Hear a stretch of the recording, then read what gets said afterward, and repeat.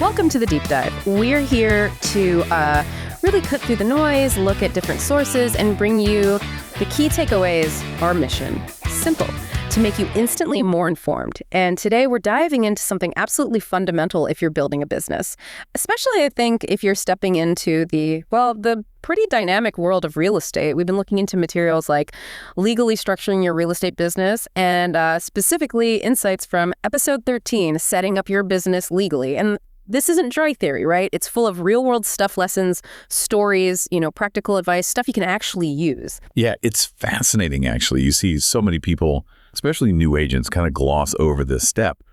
And it's so critical.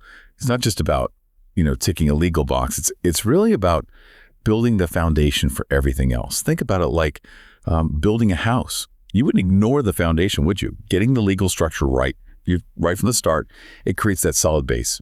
Protects you, helps you grow, and honestly saves a ton of headaches later on, possibly even financial disaster. So yeah, we're aiming to give you a shortcut today, boil down these key things so you get why it matters without getting totally bogged down in legalese. Exactly. And that's what we want to deliver for you, the listener. We're going to unpack the key strategies. We'll look at the big pitfalls you really need to avoid and give you practical guidance you can, use right away. Plus, we've got a quick, powerful tip coming up too. So, okay, let's dig in because these early legal choices, they can really define your whole business journey. Okay, so let's start right there, laying that foundation. One of the key strategies for setting up legally, this is like the first big decision, right, for a new agent or really any entrepreneur, deciding what kind of legal hat the business wears. What are the main options people usually look at, and what's the difference, basically? Well, yeah, the sources point to a few main structures. And they're quite different. A lot of new agents, they just start as a sole proprietorship. It's super easy. I mean, basically, you just start doing business. Yeah. Legally, there's no difference between you and the business. Income goes on your personal tax return. Minimal paperwork. So the appeal is definitely the simplicity. Simple sounds good. It does, but, and this is a huge but, that simplicity comes with unlimited personal liability. Okay, unpack that. What does unlimited personal liability really mean in practice? It means if your business gets into debt or gets sued or, makes a mistake that costs money, your personal stuff is at risk. Your house, your savings account, even your car. It's all potentially on the table because there's no legal separation. Wow. Yeah. And think about real estate, big transactions, potential for disputes over disclosures, valuations. If a client sues your business and wins, and you're a sole proprietor, they could come after your personal assets to cover the judgment.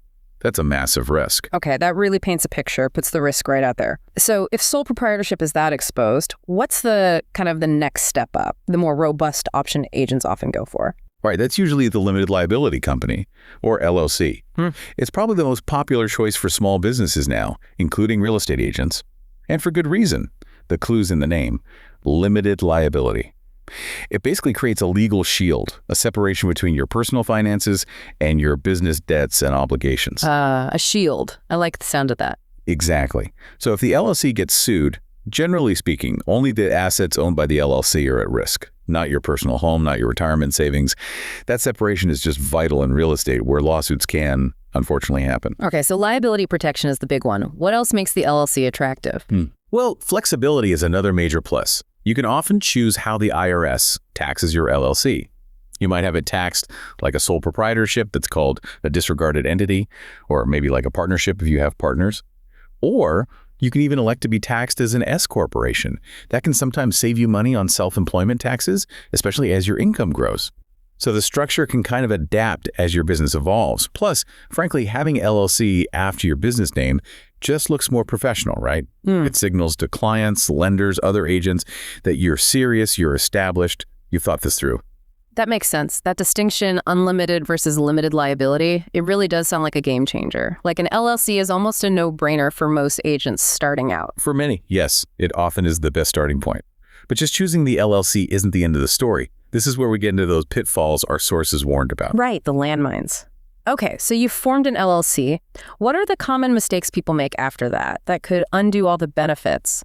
What should listeners be watching out for? This is such an important point because setting it up is one thing, running it correctly is another. Probably the biggest pitfall, even with an LLC, is failing to keep business and personal finances separate. It's called commingling funds. paying your mortgage from the business account or buying office supplies with your personal credit card and never reimbursing yourself properly. Ah, okay. So just mixing everything together. Exactly. If you do that, you risk something called piercing the corporate veil. Mm-hmm. Basically, a court can say, look, you didn't actually treat this business as a separate entity, so we're not going to either. And boom, your personal liability protection, gone. So all that effort setting up the LLC is wasted if you don't maintain that separation day to day. Precisely. It's fundamental. Yeah. Another big one is neglecting the operating agreement. Even if it's just you, a single member LLC, you might think, why bother? But it's still really important. Why is that if it's just you? Well, it acts as your business's rule book. It defines how it's owned, managed, how decisions are made. If you ever want to bring in a partner later or get a business loan, or even if something unexpected happens to you, that agreement clarifies everything. And if you do have partners, it's absolutely essential. It outlines how profits are split, who does what, how you resolve disagreements. Without it, you're just asking for trouble down the road. Yeah. Costly legal fights, maybe even deadlock. Got it. So keep finances separate and have that operating agreement ironed out. Are there other pitfalls, maybe more external ones, particularly for real estate agents? Oh, definitely. A common one, especially when agents are eager to get going, is overlooking other necessary licenses and permits. You've got your real estate license? Great. But depending on exactly what you're doing, property management, maybe some development, your city or state might require additional permits or business licenses. Operating without those can lead to fines, legal issues, maybe even voided contracts. So you got to check all those boxes. Right. And what about getting help? That's the other big one. Yeah. Skipping professional advice to save money. Trying to DIY the whole legal setup using online templates or just, guessing. But real estate law, business law, tax law, it's complicated. Yeah. And it changes. Yeah. Not talking to a business attorney or a CPA early on, that can lead to picking the wrong structure, missing tax deductions, using contracts that don't really protect you. It almost always ends up costing way more in the long run than paying for good advice up front. It's like trying to do your own dental work. You really need an expert. That's a great analogy. Okay, so we've covered the structures and the what not to do, the pitfalls. How does this play out in the real world? This is where, our deep dive gets really practical, looking at examples, maybe some case studies that make these legal ideas really hit home. Exactly. Theory is one thing, seeing it in action is another. The sources really emphasize learning from these kinds of practical examples. Let's walk through a couple of scenarios, sort of hypothetical but very realistic. Yeah. Okay, case study 1. Sarah, the sole proprietor. Imagine Sarah. She's talented, driven, starts her real estate career, goes the sole proprietorship route because, hey, it was easy. Business takes off. But then a client claims she made a big mistake on a property valuation, cost them a lot of money. They sue. Okay. Because she's a sole proprietor, the lawsuit isn't just against Sarah's realty. It's against Sarah, personally. The court rules against her. Now, her personal savings, maybe even equity in her family home, it's potentially all seized to pay that judgment. It's devastating, personally and professionally. That's that unlimited liability biting hard. Oof. Yeah, that's a scary scenario, but sadly believable. So how does it look different if someone chose an LLC? Right. Let's take Mark. Mark starts out too, but he gets some advice, forms an LLC right away. Similar situation happens. A client dispute leads to a lawsuit against Mark's real estate business. But here's the key difference. Mark was careful. He kept his business and personal accounts separate, used a business credit card, had his operating agreement. He treated the LLC like a real separate entity. Mm-hmm. Maintaining the veil. Exactly. Yeah. So the lawsuit targets the LLC's assets. Maybe the business takes a financial hit, sure, but Mark's personal home, his family savings, they're protected behind that LLC shield.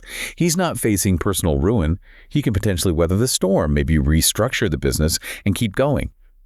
That's the power of doing it right. That contrast is stark, really shows the value. Okay, another example. So, case study 2, Emily and the partnership. Emily starts her business, sets up a single-member LLC. Smartly, she drafts a solid operating agreement, even though it's just her. Fast forward a few years, business is booming. She wants to bring in a partner to expand because she already had that foundational operating agreement. Amending it to bring in the partner, defining ownership percentages, roles, profit splits, decision-making, it's much, much smoother. They avoid confusion, potential arguments, maybe even costly legal fees later because the framework was already there, ready to adapt. Planning ahead, save the day. These examples really drive it home. These aren't just abstract legal ideas. They have huge, real-world consequences. Okay, so to make this even more actionable, our sources mentioned a quick tip. Right. I always like a good quick tip, something short, sharp that you can use immediately. What's that nugget for new agents? Yeah, this quick tip is perfect for hitting the ground running, and it's something, surprisingly, a lot of people put off. It's this. Talk to a business attorney and a tax professional before you close your first deal. Ideally, even before you officially affiliate with a brokerage. Before the first deal. Why so early? Because many agents wait. They wait until they have a commission check coming, or worse, until a problem pops up. By then, setting things up correctly or fixing mistakes is way harder and more expensive. Getting that advice up front is so powerful. A good attorney and CPA can look at your specific situation, your state's laws, your goals. They help you choose the best entity for you, make sure you understand compliance, get your contracts right from day one. It's proactive. So it's not really an expense then, is it? It's more like an investment. Absolutely. It's an investment in preventing future headaches, ensuring you operate legally efficiently, and honestly, it gives you huge peace of mind. Build it right the first time. That's the tip. Okay, so let's pull this all together. What does this deep dive mean for you, the listener, starting or running your business? We've really unpacked the essentials of getting your legal structure right, especially in real estate. We looked at the different business types, like the risky sole proprietorship versus the much safer LLC.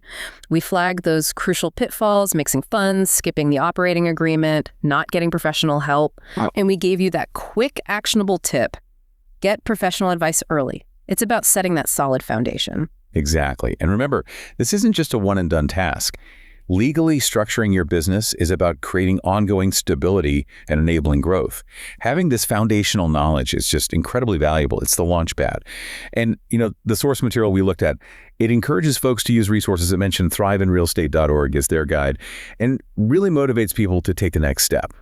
A well-structured business isn't just playing defense, it's empowered. It's resilient. It's ready for opportunities. Yeah, and speaking of next steps, the source material even gave a little teaser for what comes next in their series, mentioning episode 14 essential tools every new agent needs.